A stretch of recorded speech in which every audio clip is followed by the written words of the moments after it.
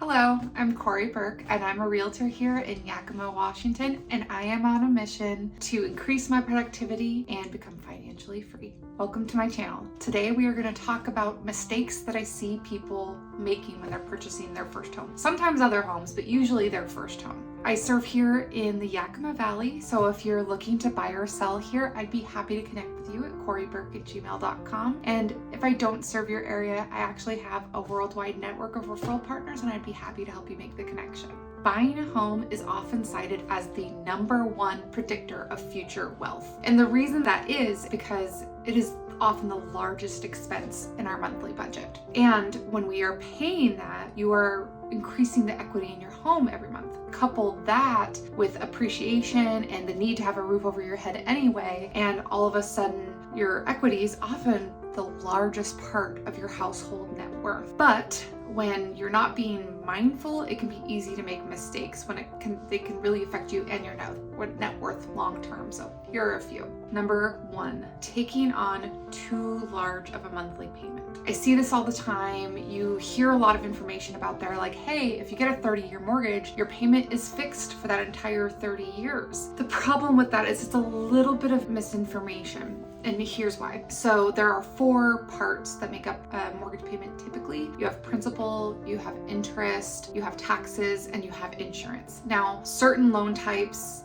that can be waived and you can be exempt from having the taxes and the insurance paid lumped in with your monthly payment, and you can actually pay that yourself separately. But the only fixed part of the mortgage payment are your principal and interest. And in fact, when you buy your home, you're actually going to get an amortization schedule that'll tell you exactly what those principal and interest payments are going to be for the next 30 years, down to the penny. But taxes and insurance are not a fixed cost. And as we all know, costs tend to really only go up. Your mortgage servicer will update you when you need to increase your contributions to these escrow accounts in order for them to pay these costs on your behalf. But some things you can do to kind of help with that are you can challenge your market value that the tax assessor is giving your property. You can do that. You can apply for some kinds of relief from the taxes. If you fall into certain demographics, you may be able to qualify for that. Get into the habit of shopping your homeowner's insurance rates every year to make sure you're getting the best rate possible. But make sure you plan on these costs increasing over time. In fact, if you're buying a new construction home or a home that was maybe flipped and maybe it was in really, really rough shape prior to it being flipped, you might even see those taxes skyrocket because the taxes were based on the land value before the improvements value. And so you might see your taxes go up significantly after the first year.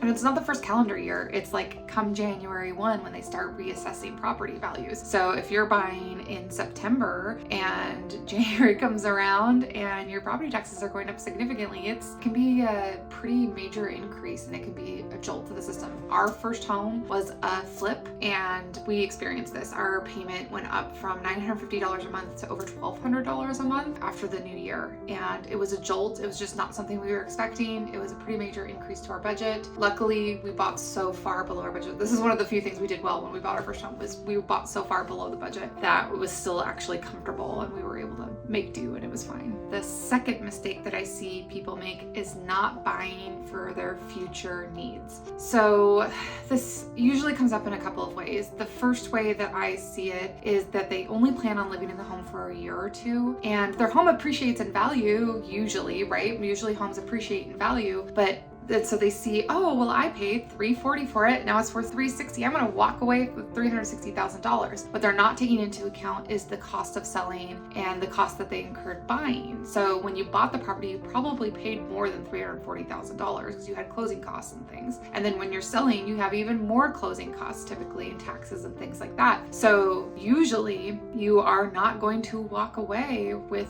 a check in those circumstances unless it appreciated a really great amount. You force some appreciation by doing improvements to the property. I have some clients that bought a new construction 2 years ago and they had to turn around and sell. They had great appreciation, but they walked away with about $1,000 because after the costs of everything, because they actually financed in all their closing costs and everything, so they actually paid more than the list price of the property. After that, they walked away with only about $1,000. Still okay, it could have been so much worse, but just know that you really need to plan on living there for a while to gain enough equity to make those costs worth it. Now, the second second way that I see this happen is that they are buying for their situation now and not the situation for their future self.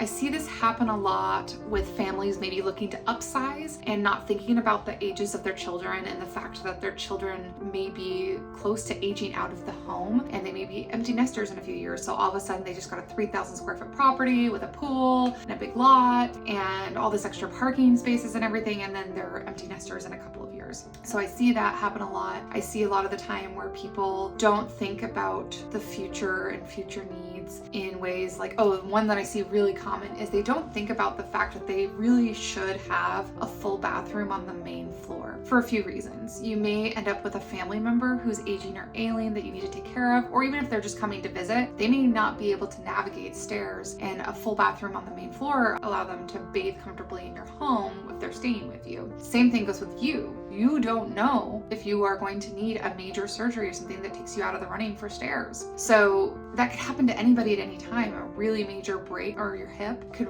really make that hard to do. Now, I will say, to mine and my husband's credit, when we were looking for our dream home, one of the things on the top of our dream home list was a 1-story home, no stairs. And I had really major knee surgery. They'd already warned me I was probably going to need more major knee surgeries. So we were pretty good about making sure that we took that into account when we were looking for our home. And I'm really glad that we did, because I hear of a lot of people, they just don't expect it to happen to them, and then they get stuck in a bad situation. So one thing I always say is like, hey, make sure you have a full bathroom on the main, because worst comes to worst, if you're down for 8 to 10 weeks unexpectedly and you can't navigate stairs, you can at least put a bed downstairs and still be able to bathe and shower and everything. So that's one that I talk about a lot, that thinking about your future self and your future physical needs, even if they are not planned things.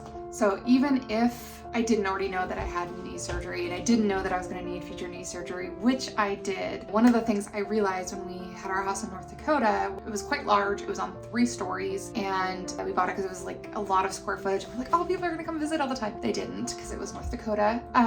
But one of the things that I realized is taking laundry up and down stairs, because there's bedrooms on every floor, and taking laundry up and down stairs was a huge pain in my butt, and I hated it. So it kept me from doing laundry. And then I also hated cleaning carpeted stairs. Cleaning carpeted stairs is like the worst cleaning task. You're like down, your back hurts. It's so hard.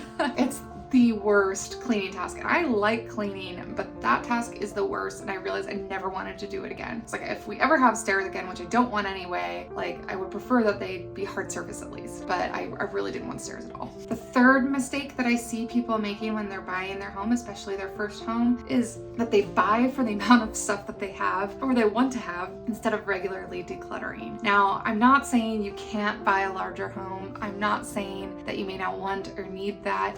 That's not what I'm saying at all. What I'm saying is your stuff shouldn't own you. Your stuff shouldn't be dictating your financial decisions. You really shouldn't make any major size upgrades without going through your home and really auditing your belongings and the rooms you have in your home to make sure that that's really something that's useful, functional, and what you need, and do you want to continue to have that? I get a lot of people who say, oh, well, I have this room now and I don't want to lose that, right? I have this craft room, I have this dedicated guest bedroom, I have a formal dining room and a regular seating area for eating. And I'll ask, well, hey, how often are you using that space? And they'll say, oh, maybe once a year or just at the holidays. When you're figuring in the cost of the extra square footage, so you're paying for extra square footage, sometimes with a bedroom you're paying a premium when that square footage is in a bedroom. You're paying for property taxes on the increased square footage. You're paying to heat and cool that extra square footage. I invite you to be mindful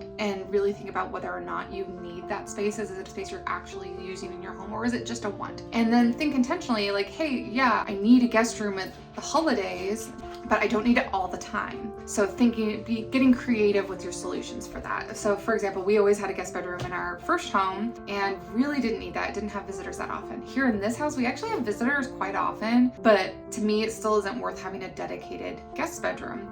So in this room, this is my office. I work from home about 80% of the time. I really need it to be functional as an office, but we knew that we could fit So this Murphy bed looks like a beautiful cabinet in my office most of the time, but it's a very comfortable, very easy to set up bed that's fully functional that we can take out anytime we need it. It's very easy. So it is something that makes it a guest room. I'm never trying to work in my office when I have guests over anyway. I can use my laptop for any like little small things I need to do, but it's a really cool way to make use of the space and make it more functional without needing a whole another bedroom, which would come at a premium, right? It's an important thing to take note of and to really be intentional about, because giving up that extra square footage in that extra bedroom may be able to get me more land for a garden that we use all the time. Or, well, we have a pool. Like having a pool, I may not have been able to afford that if I had the extra bedroom and the extra square footage, right? So it's just being really mindful of what you actually need versus what you want. Can you get creative? Number 4, taking on more of a fixer-upper than they're prepared for. Now, don't hear what I'm not saying here. There's actually 2 ways that this can fall. They may not be financially prepared for a fixer-upper, not realizing how expensive some of these things are going to be. Also, they may be not time wealthy enough to work on a fixer-upper. This is the one that I see most often. So people get really enthusiastic about making a home their own and doing these improvements, and they get really, really excited. And maybe they even are really handy and they're capable of these things. But realities of life just don't often allow that to happen. So oftentimes I'm returning in 5 to 7 years and it is the same. Maybe a little more worn down, or maybe they got a project or 2 done, but it's more or less the same. And oftentimes what happens is we take the money that they were going to spend on that, we do some slight improvements to the property to make it worth more money for them. I wish we would have just done this so we could have enjoyed this the entire time. I see it all the time. I just had clients this past year that put in about a $60,000 kitchen. They had lived in this 100-plus-year-old farmhouse for a really long time. They're amazing people, and they did this kitchen upgrade before they brought me in. I didn't know them prior. Before they brought me in, they did this kitchen upgrade. It was gorgeous. It was beautiful, and they definitely felt the, gosh, why didn't we do this years ago? We had the money. Why didn't we do it? And I don't want that to be you.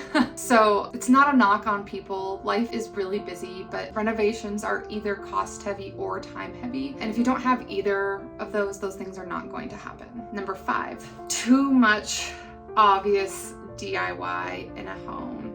A lot of first-time home buyers fall into this trap, and I don't know about it until they're becoming sellers, but they get really excited. They're like, hey, we're gonna take this home, we're gonna turn it into our own. And I know we did. We bought our first home. They thought, and I know I thought, well, I can do that. When I come back as the realtor, I have to figure out how to tell you that the quality of the workmanship is such poor quality that you're actually lessening the value of the home, not increasing it. And that is the hardest conversation I have to have in my business. I see it all the time, especially with paint, honestly. Bad paint jobs, bad flooring jobs, bad tile. They all suck. They're all hard to talk to you about. It's the toughest conversation I can have. I know that they put in their blood, sweat, and tears into these projects, but they're more often hurting than they are helping if they're not skilled at them. So please only do projects and only take on projects you can take with your time and that you are confident that you can do well. If not, plan to do a budget at a later time and pay a professional to do it. And